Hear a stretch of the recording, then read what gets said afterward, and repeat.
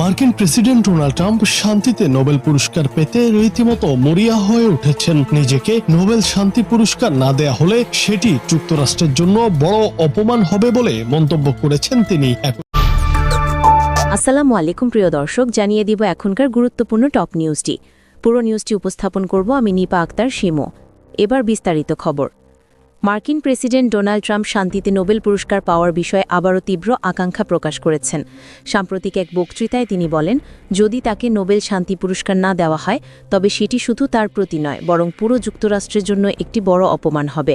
তার এই মন্তব্য ঘিরে আন্তর্জাতিক মহলে নতুন করে বিতর্ক শুরু হয়েছে।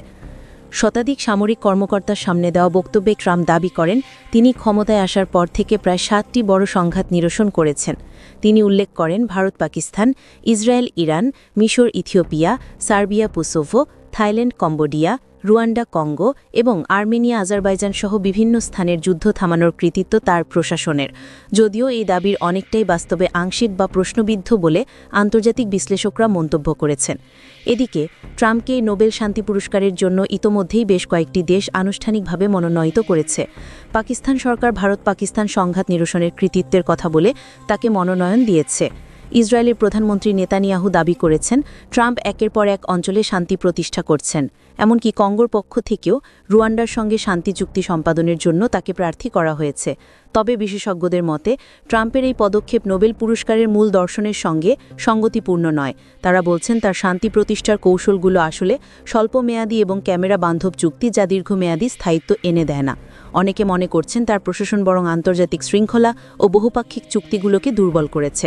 ট্রাম্প নিজেও বারবার পূর্বসূরি বারাক ওবামার নোবেল জয়ের প্রসঙ্গ টেনে এনে নিজের অসন্তোষ প্রকাশ করেছেন।